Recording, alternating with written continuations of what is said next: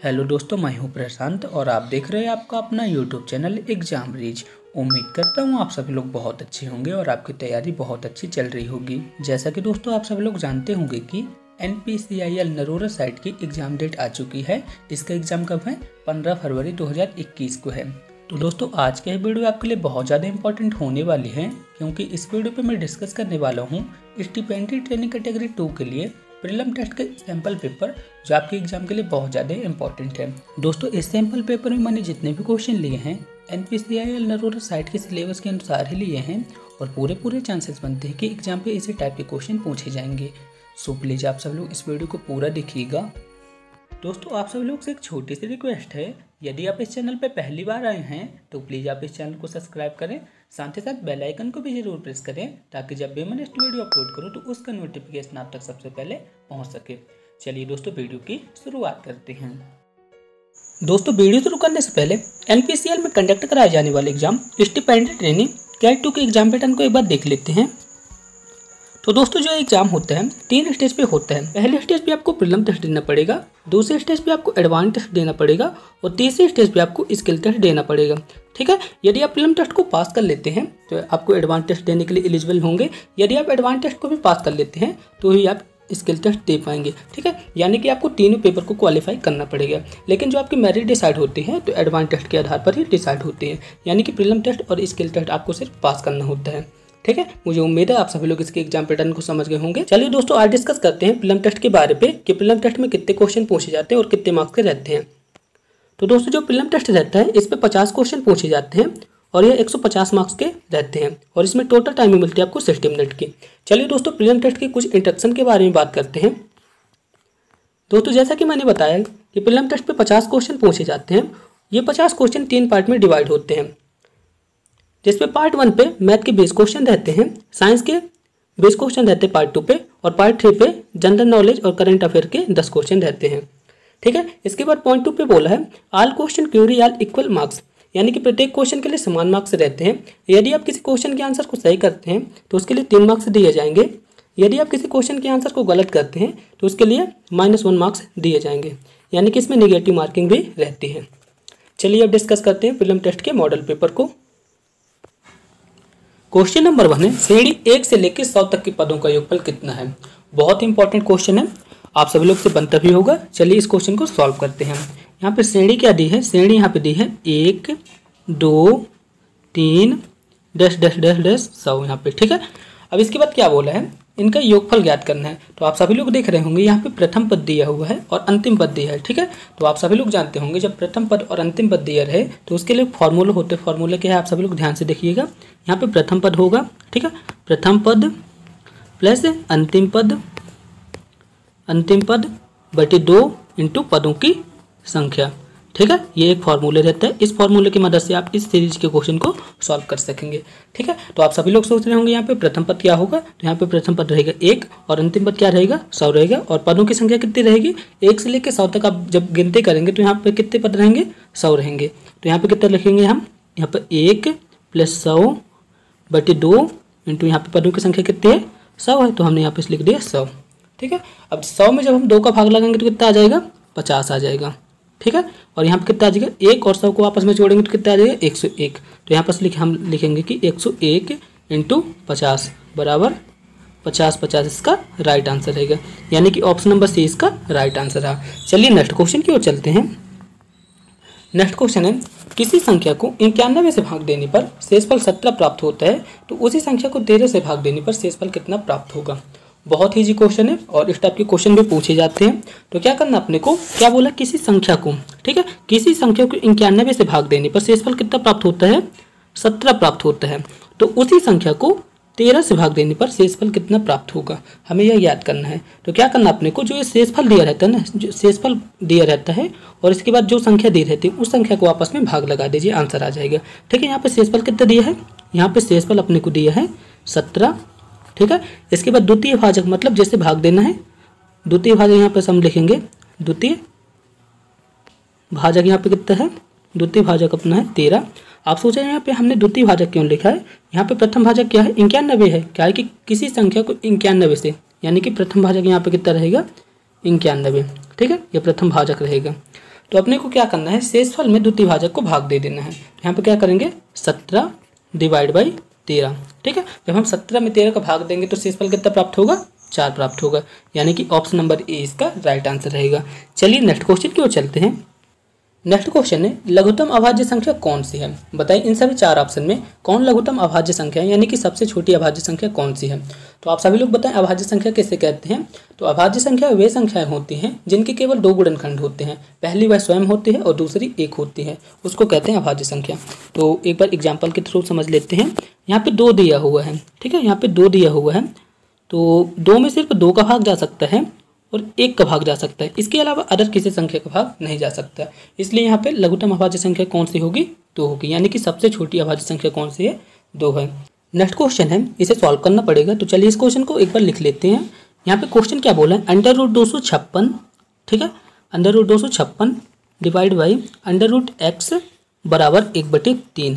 ठीक है, तो इसे सॉल्व करना है। तो चलिए इस क्वेश्चन को फिर सॉल्व करते हैं। तो हम क्या कर सकते हैं, यहाँ पे √256 बटे x, ठीक है, भाग के सिंबल को हमने इस टाइप से लिख दिया और यहाँ पे 1/3 तो है ही। अब क्या करना है, दोनों पक्षों का वर्ग कर दीजिए, आंसर आ जाएगा।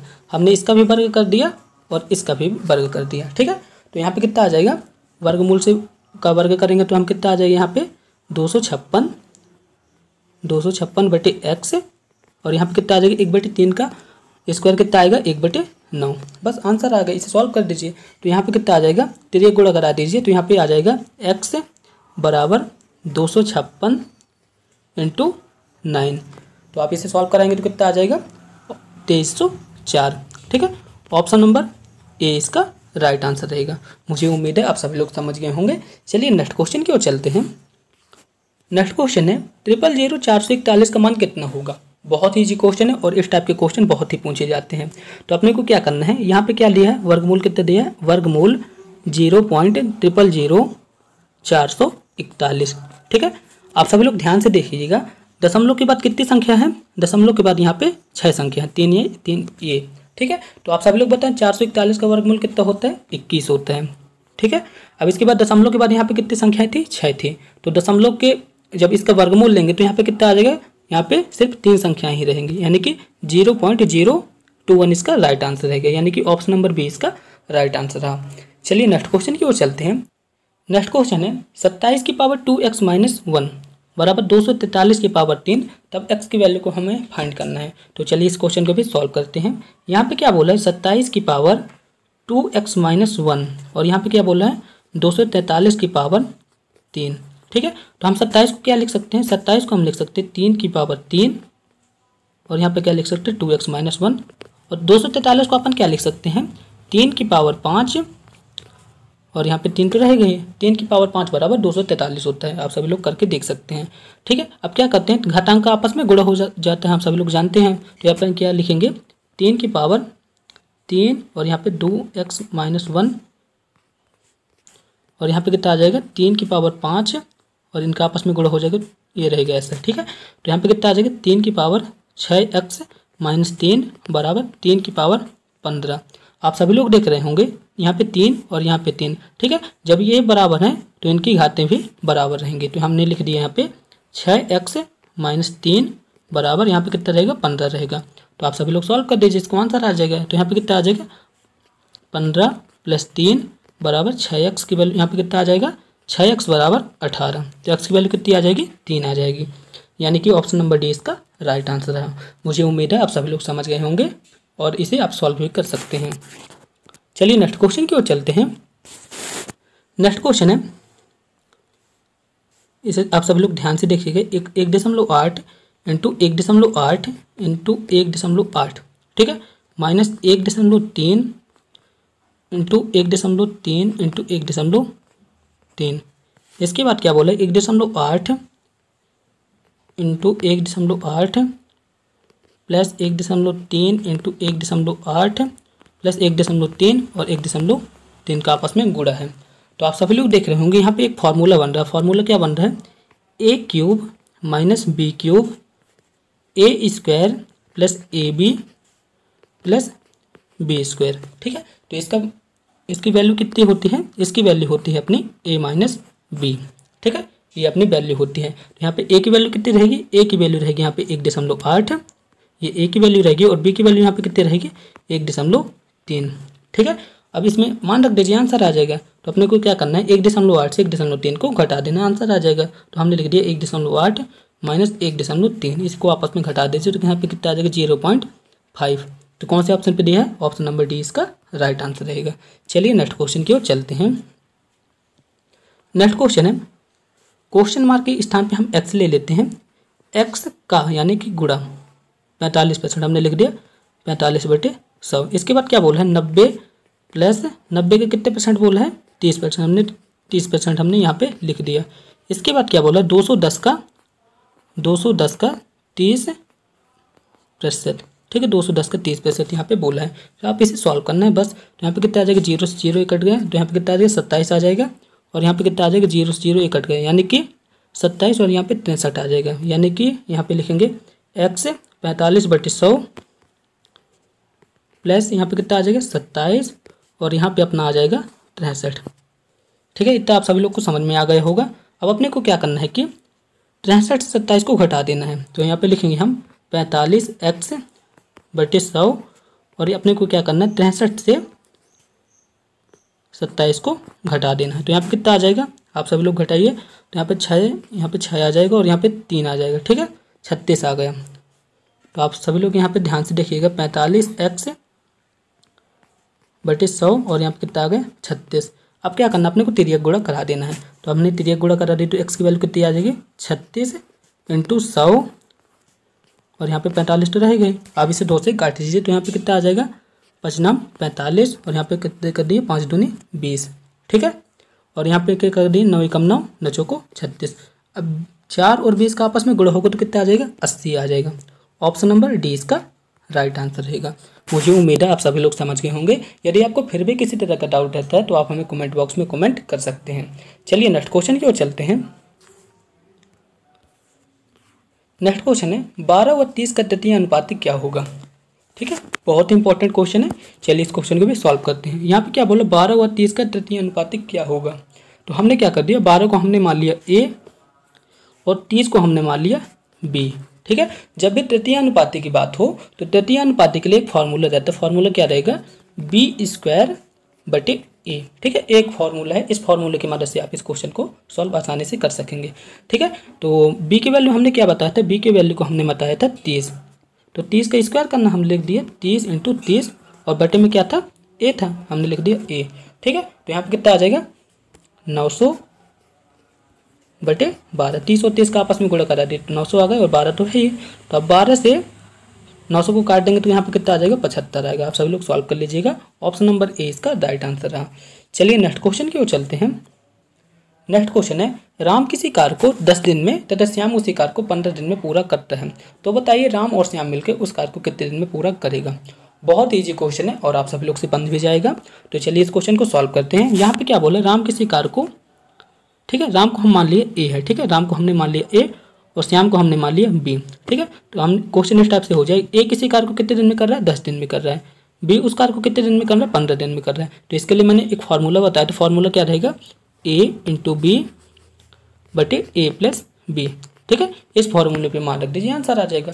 आप सभी लोग सोच रहे होंगे ए और बी की वैल्यू क्या रहेगी। तो ए की वैल्यू यहाँ पे 10 रहेगी और बी की वैल्यू यहाँ पे 15 रहेगी। तो हमने लिख दिया 10 × 15/10 + 15। यहाँ पे कितना आ जाएगा 150/25। तो 25 से कम 25, 25 छक्का 150, यानी कि 6 दिन लगेंगे दोनों मिलकर कार्य करेंगे तो। ठीक है, option number B, option number A इसका राइट आंसर रहा। चलिए नेक्स्ट क्वेश्चन की ओर चलते हैं। नेक्स्ट क्वेश्चन है, एक त्रिभुज की कोई भुजा 12 सेंटीमीटर है तथा त्रिभुज की ऊंचाई 8 सेंटीमीटर है, तो उसका क्षेत्रफल कितना होगा। बहुत ही इंपॉर्टेंट क्वेश्चन है, आप सभी लोग ध्यान से देखिएगा। तो आप सभी लोग बताएं त्रिभुज का क्षेत्रफल कितना होता है। त्रिभुज का क्षेत्रफल होता है 1/2 आधार इंटू ऊंचाई। ठीक है, यहाँ पे हमने लिख दिया आधार इंटू ऊंचाई। ठीक है, तो आप सभी लोग देखेंगे कोई भुजा, तो हम क्या कर देते हैं, उस भुजा को हम आधार मान लेते हैं। इसके बाद ऊंचाई तो दी ही हुई है, तो हमने लिख दिया 1/2, आधार को हमने क्या मान लिया 12 और ऊंचाई को हमने क्या मान लिया 8। ठीक है, इसे आप सॉल्व कर दीजिए, आंसर आ जाएगा। तो 2 × 2 तो चौको 8, यानी कि 12 और 4 का आपस में गुणा होगा तो कितना आ जाएगा 48 वर्ग सेंटीमीटर इसका राइट आंसर रहेगा। ऑप्शन नंबर ए इसका राइट आंसर है। आई रिपीट, त्रिभुज का क्षेत्रफल क्या होता है 1/2 आधार इंटू ऊंचाई। चलिए नेक्स्ट क्वेश्चन की ओर चलते हैं। नेक्स्ट क्वेश्चन है लाभ और हानि की गणना किस मूल पर की जाती है। बहुत ही इंपॉर्टेंट है। तो इसका आंसर रहेगा लाभ और हानि की गणना हमेशा क्रयमूल पर की जाती है। ऑप्शन नंबर ए इसका राइट आंसर रहेगा सेकंड।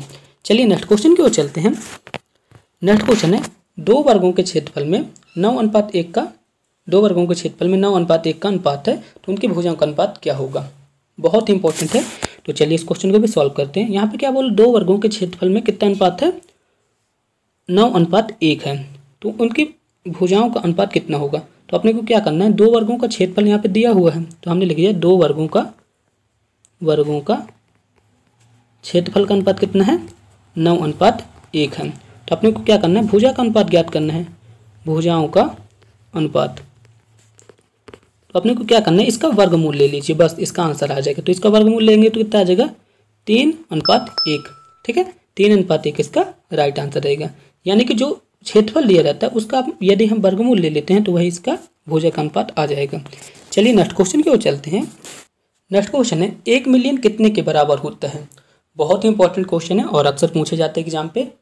तो बताइए इसका आंसर क्या हो सकता है। तो इसका आंसर है 1 मिलियन जो होता है तो 10 लाख के बराबर होता है। ऑप्शन नंबर सी इसका राइट आंसर रहेगा। चलिए नेक्स्ट क्वेश्चन की ओर चलते हैं। नेक्स्ट क्वेश्चन जो कि बहुत ही ईजी है, आप सब लोग बस ध्यान से देखिएगा। यहाँ पे क्या बोला है 16 घड़ियों और 21 कैलकुलेटर का मूल्य कितना है 30,485 है। तो 32 घड़ियों और 42 कैलकुलेटर का मूल्य कितना होगा। ठीक है, चलिए इस क्वेश्चन को सॉल्व करते हैं। यहाँ पे कितना बोला है 16 घड़ियों और यहाँ पे कितना है 21 कैलकुलेटर का मूल्य कितना है 30,485 है। और क्वेश्चन पे क्या बोला है 32 घड़ियों और 42 कैलकुलेटर, तो हमने लिख दिया 32 घड़ियों और 42 कैलकुलेटर का मूल्य कितना होगा, हमें यह ज्ञात करना है। तो आप सभी लोग ध्यान से देख रहे होंगे कि 16 दूनी 32, 21 दूनी 42, यानी कि 2 का हम इसमें गुणा करा देंगे तो इसका आंसर आ जाएगा। इसका दुगुना करना है यानी कि, ठीक है, इसका दुगुना कर देंगे तो कितना आ जाएगा 16 का दुगुना करेंगे तो 32 आ जाएगा, 21 का दुगुना करेंगे तो 42 आ जाएगा। उसी प्रकार हम 30,485 का दुगुना करेंगे तो 32 घड़ियों और 42 कैलकुलेटर का मूल आ जाएगा। तो हम क्या करते हैं इसका दुगुना कर देते हैं। तो हमने लिख दिया 30,485 इंटू 2। ठीक है, तो इसका गुणा करेंगे तो कितना आ जाएगा यहाँ पे 10, 9, 7, यहाँ पे कितना आ जाएगा 60। ठीक है, ऑप्शन नंबर डी इसका राइट आंसर रहेगा। चलिए नेक्स्ट क्वेश्चन की ओर चलते हैं। नेक्स्ट क्वेश्चन है पिता व पुत्र की औसत आयु 28 वर्ष है तथा इनकी आयु का अनुपात 31 वर्ष हो तो पिता की आयु ज्ञात कीजिए। बहुत ही इंपॉर्टेंट क्वेश्चन है। चलिए इस क्वेश्चन को भी सॉल्व करते हैं। यहाँ पे जो अनुपात दिया है तो 3:1 है, मिसप्रिंट हो गया है। ठीक है, एक बार फिर से रिपीट करते हैं। पिता व पुत्र की औसत आयु 28 वर्ष है तथा उनकी आयु का अनुपात कितना है 3:1 है, तो पिता की आयु ज्ञात कीजिए। तो हमने मान लिया कि पिता की आयु कितनी हो गई, पिता की आयु को हमने मान लिया 3x, तो पुत्र की आयु कितनी हो जाएगी, पुत्र की आयु हो जाएगी x। इसके बाद दूसरी लाइन पे क्या बोला है उनकी आयु का औसत कितना है 28 वर्ष है। तो अपने को क्या करना है इन दोनों की आयु को जोड़ देना है। तो हमने लिख दिया 3x + x बटे 2। ठीक है, औसत बोला ना, कितना दिया है 28 है, तो हमने लिख दिया 28। तो आप इसे सॉल्व कर दीजिए, आंसर आ जाएगा। तो यहाँ पे कितना आ जाएगा 4x बटे 2 और यहाँ पे कितना आ जाएगा 28। 2 से आप इसे काट दीजिए तो यहाँ पे कितना आ जाएगा 2x बराबर 28, 2x बराबर 28। तो x की वैल्यू कितनी आ जाएगी, x की वैल्यू अपनी आ जाएगी 14 आ जाएगी। ठीक है, और अपने को किसकी आयु याद करना है, x की वैल्यू हमें फाइंड हो गई कितनी है 14 है। तो ये किसकी आयु है, पुत्र की आयु है। और हमें किसकी आयु याद करना है, पिता की आयु। तो पिता की आयु को हमने क्या माना था 3x माना था, तो x की वैल्यू यहाँ पे रख दीजिए। तो 3 और 14 का आपस में गुण हो जाएगा तो कितना आ जाएगा 42, यानी कि ऑप्शन नंबर सी इसका राइट आंसर रहेगा। चलिए नेक्स्ट क्वेश्चन की ओर चलते हैं। नेक्स्ट क्वेश्चन है cos 90 की वैल्यू कितनी होती है। बताइए cos 90 की वैल्यू कितनी होती है, बताइए। तो इसका आंसर है cos 90 की वैल्यू होती है 0। ऑप्शन नंबर ए इसका राइट आंसर रहेगा। चलिए नेक्स्ट क्वेश्चन की ओर चलते हैं।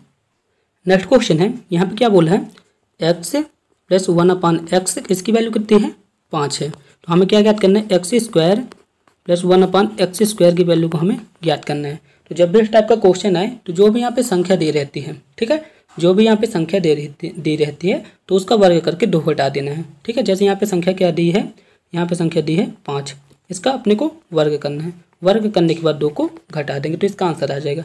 तो 5 का स्क्वायर कितना हो जाएगा 25, 25 माइनस 2 बराबर 23। ठीक है, इसकी वैल्यू कितनी आ जाएगी एक्स स्क्वायर प्लस 1/x² की वैल्यू कितनी आ जाएगी 23 आ जाएगी।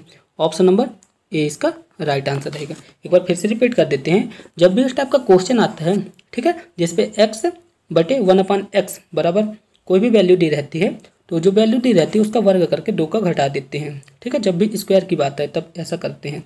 चलिए नेक्स्ट क्वेश्चन की ओर चलते हैं। नेक्स्ट क्वेश्चन है, केंद्रक त्रिभुज की मध्यिकाओं को किस अनुपात में विभाजित करता है? तो बताइए इसका आंसर क्या हो सकता है? तो इसका आंसर रहेगा केंद्रक त्रिभुज की मध्यिकाओं को 1:2 में विभाजित करता है। ऑप्शन नंबर ए इसका राइट आंसर रहेगा। ध्यान से देखिएगा, केंद्रक त्रिभुज की मध्यिकाओं को किस अनुपात में विभाजित करता है? तो इसका आंसर रहेगा 1:2 में विभाजित करता है। चलिए नेक्स्ट क्वेश्चन की ओर चलते हैं। नेक्स्ट क्वेश्चन है, रेखा गणित के जनक किसे कहा जाते हैं? तो इसका आंसर रहेगा रेखा गणित के जनक जो है तो यूक्लिड को कहा जाता है। ऑप्शन नंबर बी इसका राइट आंसर रहेगा। दोस्तों क्वेश्चन पेपर का पार्ट 2 आ गया, यानी कि साइंस के क्वेश्चन आ गए। तो चलिए साइंस के क्वेश्चन को भी सॉल्व करते हैं। यहाँ पे क्या बोला है, क्वेश्चन नंबर 21 है, ल्यूमेन किसका मात्रक है? तो बताइए इसका आंसर क्या हो सकता है? आप सभी लोग ध्यान से सोचिएगा और इसका आंसर बताइए। तो इसका आंसर रहेगा ल्यूमेन किसका मात्रक है? ज्योति फ्लक्स का है। ऑप्शन नंबर सी इसका राइट आंसर रहेगा। आई रिपीट, ल्यूमेन किसका मात्रक है? ज्योति फ्लक्स का है। चलिए नेक्स्ट क्वेश्चन की ओर चलते हैं। नेक्स्ट क्वेश्चन है, सूर्य की ऊर्जा उत्पन्न होती है। बताइए सूर्य होता है तो उसकी ऊर्जा किसके कारण उत्पन्न होती है? तो इसका आंसर रहेगा नाभिकीय संलयन द्वारा, यानी कि ऑप्शन नंबर ए इसका राइट आंसर रहेगा। चलिए नेक्स्ट क्वेश्चन की ओर चलते हैं। नेक्स्ट क्वेश्चन है, उत्प्लावकता का संबंध किससे है? तो इसका आंसर है आर्किमिडीज से है। ठीक है, आर्किमिडीज जो है तो उत्प्लावकता से संबंधित है। चलिए नेक्स्ट क्वेश्चन की ओर चलते हैं। नेक्स्ट क्वेश्चन है, किसी मनुष्य का समान तापक्रम होता है। यहाँ पे फ़ारेनहाइट पे बोला है, तो बताइए फ़ारेनहाइट पे किसी मनुष्य का समान तापक्रम कितना होता है? तो इसका आंसर रहेगा 98 डिग्री फ़ारेनहाइट, यानी कि ऑप्शन नंबर बी इसका राइट आंसर रहेगा। आई रिपीट, किसी मनुष्य का समान तापक्रम फ़ारेनहाइट में कितना होता है? 98 डिग्री फ़ारेनहाइट होता है। ऑप्शन नंबर बी इसका राइट आंसर रहेगा। चलिए नेक्स्ट क्वेश्चन की ओर चलते हैं। नेक्स्ट क्वेश्चन है, स्टेथोस्कोप का आविष्कार किसने किया था? बताइए इसका आंसर क्या हो सकता है?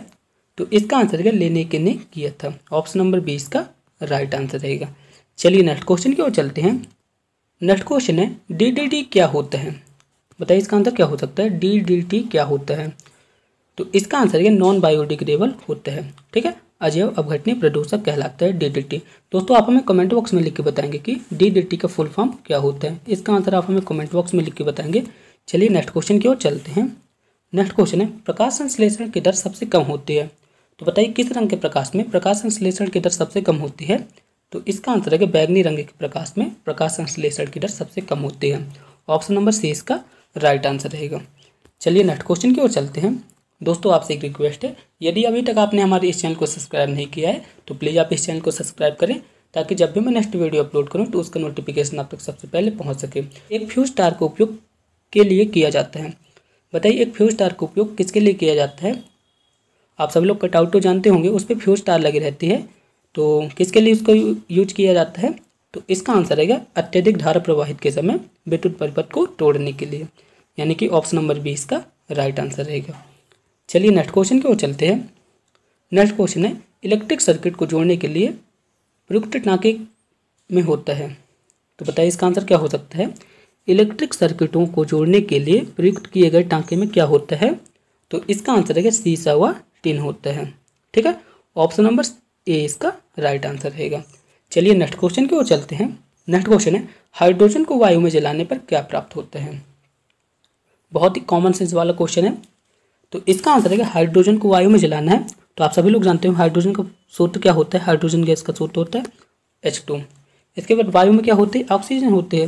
जब इसको हाइड्रोजन को वायु में जलाएंगे तो कितना हो जाएगा? पानी हो जाएगा। ठीक है, H2O की मतलब क्या होता है? पानी होता है, यानी कि ऑप्शन नंबर ए इसका राइट आंसर रहेगा। आई रिपीट, हाइड्रोजन को वायु में जलाने पर क्या प्राप्त होता है? जल प्राप्त होता है। चलिए नेक्स्ट क्वेश्चन की ओर चलते हैं। नेक्स्ट क्वेश्चन है, कौन सा यंत्र समुद्र से ऊपर की वस्तु को देखने के लिए पनडुब्बी में प्रयोग किया जाता है? तो आप सभी लोग सोचें और इसका आंसर बताएं। तो इसका आंसर है पेरिस्कोप का उपयोग किया जाता है। ठीक है, ऑप्शन नंबर सी इसका राइट आंसर रहेगा। आई रिपीट, कौन सा यंत्र समुद्र से ऊपर की वस्तुओं को देखने के लिए पनडुब्बी में प्रयोग किया जाता है? तो इसका आंसर रहेगा पेरिस्कोप यंत्र। चलिए नेक्स्ट क्वेश्चन की ओर चलते हैं। नेक्स्ट क्वेश्चन है, भारत में वन अनुसंधान संस्थान कहाँ पे स्थित है? बताइए इसका आंसर क्या हो सकता है? तो इसका आंसर रहेगा भारत में वन अनुसंधान संस्थान केंद्र कहाँ पे स्थित है? तो इसका आंसर रहेगा देहरादून पे स्थित है। ऑप्शन नंबर सी इसका राइट आंसर रहेगा। नेक्स्ट क्वेश्चन है, घड़ी की स्प्रिंग में भंडारित ऊर्जा है। बताइए इसका आंसर क्या हो सकता है? तो इसका आंसर रहेगा स्थितिज ऊर्जा है। ठीक है, ऑप्शन नंबर बी इसका राइट आंसर रहेगा। चलिए नेक्स्ट क्वेश्चन की ओर चलते हैं। जीवाणु की खोज किसने की थी? बताइए इसका आंसर क्या हो सकता है? तो इसका आंसर रहेगा जीवाणु की खोज किसने की थी? तो इसका आंसर रहेगा ल्यूवेन हॉक ने की थी। ऑप्शन नंबर बी इसका राइट आंसर रहेगा। चलिए नेक्स्ट क्वेश्चन की ओर चलते हैं। नेक्स्ट क्वेश्चन है, एडवर्ड जेनर ने खोज की थी। बताइए एडवर्ड जेनर ने किसकी खोज की थी? तो इसका आंसर रहेगा चेचक के टीके की थी। ठीक है, ऑप्शन नंबर डी इसका राइट आंसर रहेगा। चलिए नेक्स्ट क्वेश्चन की ओर चलते हैं। रक्त का पीएच मान कितना होता है? तो बताइए रक्त का पीएच मान कितना होता है? तो इसका आंसर रहेगा 7.4 होता है। ऑप्शन नंबर सी इसका राइट आंसर रहा। चलिए नेक्स्ट क्वेश्चन की ओर चलते हैं। डॉक्टर, चित्रकार, शिल्पकार आदि के द्वारा प्रयोग किए जाने वाले कैल्शियम सल्फेट का लोकप्रिय नाम है? तो इसका आंसर रहेगा प्लास्टर ऑफ पेरिस, यानी कि ऑप्शन नंबर डी इसका राइट आंसर रहा। चलिए नेक्स्ट क्वेश्चन की ओर चलते हैं। नेक्स्ट क्वेश्चन है, मिनी माता रोग किसके कारण होता है? बताइए जो मिनी माता रोग होता है किसके कारण होता है? तो इसका आंसर रहेगा पारा के कारण होता है। ऑप्शन नंबर ए इसका राइट आंसर है। चलिए नेक्स्ट क्वेश्चन की ओर चलते हैं। किस गैस की उपस्थिति के कारण वरुण हरे ग्रह के रंग का दिखाई देता है? तो इसका आंसर है मीथेन गैस के कारण वरुण हरे रंग का दिखाई देता है। ऑप्शन नंबर ए इसका राइट आंसर रहा। चलिए नेक्स्ट क्वेश्चन की ओर चलते हैं। पोर्टलैंड सीमेंट में जिप्सम मिलाने में मदद मिलती है। बताइए जो पोर्टलैंड सीमेंट होते हैं उसमें जिप्सम मिला दिया जाता है, क्यों मिलाया जाता है? तो इसका आंसर है सीमेंट को शीघ्र जमने से रोकने के लिए। ऑप्शन नंबर सी इसका राइट आंसर रहा। दोस्तों अब पार्ट 3 पे आ गए। पार्ट 3 पे जनरल नॉलेज और करंट अफेयर के क्वेश्चन पूछे जाते हैं, तो चलिए इन क्वेश्चन को भी देखते हैं। क्वेश्चन नंबर 41 है, कारगिल विजय दिवस किस दिन मनाया जाता है? बताइए इसका आंसर क्या हो सकता है? तो इसका आंसर है कारगिल विजय दिवस जो है तो कब मनाया जाता है? 26 जुलाई को मनाया जाता है। ऑप्शन नंबर डी इसका राइट आंसर रहा। चलिए नेक्स्ट क्वेश्चन की ओर चलते हैं। जुड़वा खनिज कहा जाता है। बताइए कौन से खनिज हैं जिसे जुड़वा खनिज कहा जाता है? तो इसका आंसर है सीसा और जस्ता को जुड़वा खनिज कहा जाता है। ऑप्शन नंबर सी इसका राइट आंसर रहा। चलिए नेक्स्ट क्वेश्चन की ओर चलते हैं। श्वेत प्रकाश कितने रंगों से मिलकर बना होता है? तो आप सभी लोग जानते होंगे श्वेत प्रकाश 7 रंगों से मिलकर बना होता है। ऑप्शन नंबर बी इसका राइट आंसर रहा। नेक्स्ट क्वेश्चन है, वह ताप जिस पर बर्फ, पानी और वाष्प संतुलन में रहता है कहा जाता है? तो इसका आंसर है त्रिकबिंदु कहा जाता है। ठीक है, वह ताप जिस पर बर्फ, पानी और वाष्प संतुलन में रहते हैं तो उसे क्या कहते हैं? त्रिकबिंदु कहते हैं। नेक्स्ट क्वेश्चन है, निम्न में से किस देश को लिली का देश कहा जाता है? मैंने बताया था इसका आंसर, तो इसका आंसर है कनाडा को लिली का देश कहा जाता है। ऑप्शन नंबर सी इसका राइट आंसर रहा। नेक्स्ट क्वेश्चन है, बैरोमीटर का आविष्कार किसने किया था? बताइए इसका आंसर क्या हो सकता है? तो इसका आंसर रहेगा ऑप्शन नंबर ए, एंगवा गैलिस्टा टोरिसेली ने किया था। ऑप्शन नंबर ए इसका राइट आंसर रहा। चलिए नेक्स्ट क्वेश्चन की ओर चलते हैं। हाल ही में बंगाल की खाड़ी में उत्पन्न महाचक्रवाती तूफान का नाम क्या था? तो आप सभी लोग जानते होंगे अम्फान था। ठीक है, अम्फान जो है तो हाल ही में बंगाल की खाड़ी में उत्पन्न महाचक्रवाती तूफान का नाम है। चलिए नेक्स्ट क्वेश्चन की ओर चलते हैं। नेक्स्ट क्वेश्चन है, कौन भारतीय मूल के वैज्ञानिक हाल ही में अमेरिकी शीर्ष संस्था NSF के निदेशक बने हैं? तो बताइए इसका आंसर क्या हो सकता है? दोस्तों आप हमें कमेंट बॉक्स में लिख के बताएंगे कि NSF का फुल फॉर्म क्या होता है। इसका आंसर आप हमें कमेंट बॉक्स में लिख के बताएंगे। तो इसका आंसर है सेतुरमन पंचनाथन। ठीक है, सेतुरमन पंचनाथन जो है तो अमेरिकी शीर्ष संस्था NSF के निदेशक बने हैं। चलिए नेक्स्ट क्वेश्चन की ओर चलते हैं। जैक्सा किस देश की स्पेस एजेंसी का नाम है? तो बताइए इसका आंसर क्या हो सकता है? तो इसका आंसर है जैक्सा जो है तो जापान की स्पेस एजेंसी का नाम है। ऑप्शन नंबर ए इसका राइट आंसर रहा। चलिए नेक्स्ट क्वेश्चन की ओर चलते हैं। नेक्स्ट क्वेश्चन है, युद्ध की घोषणा या शांति का फैसला करने में कानूनी रूप से सक्षम है? तो इसका आंसर रहेगा राष्ट्रपति। ऑप्शन नंबर ए इसका राइट आंसर रहेगा। दोस्तों यदि आपको इस वीडियो का PDF प्राप्त करना है तो आप हमारे टेलीग्राम ग्रुप से जुड़ सकते हैं। मेरे टेलीग्राम ग्रुप का नाम है एग्जाम रेज, आप सब लोग देख सकते हैं। मेरे फेसबुक ग्रुप का नाम है एग्जाम रेज और मेरे इंस्टाग्राम आईडी का नाम है एग्जाम रेज। आप सब लोग इन प्लेटफॉर्म से जुड़ के इस वीडियो का पीडीएफ प्राप्त कर सकते हैं और इन सभी प्लेटफॉर्म पे मैं रेगुलर क्विज़ेस कराता हूँ जो आपके एग्जाम के लिए बहुत ज़्यादा इंपॉर्टेंट है। दोस्तों, यदि आपको एग्जाम से रिलेटेड किसी भी तरह की प्रॉब्लम आती है तो आप हमसे इस मेल पे संपर्क कर सकते हैं। Thank you. जय हिंद, वंदे मातरम। दोस्तों, अगर आपको इस वीडियो का पीडीएफ प्राप्त करना है तो आप हमारे टेलीग्राम ग्रुप से जुड़ सकते हैं। लिंक मैंने इस वीडियो के डिस्क्रिप्शन में दे दी है, आप वहां से जाके इस वीडियो का पीडीएफ प्राप्त कर सकते हैं। दोस्तों, हमारी यह वीडियो आपको कैसी लगी प्लीज़ कमेंट बॉक्स में बताएं। इस वीडियो को अपने दोस्तों के साथ ज़्यादा से ज़्यादा शेयर करें ताकि उनके प्रिपरेशन भी अच्छी हो सके। मिलते हैं नेक्स्ट वीडियो पे, तब तक के लिए थैंक यू।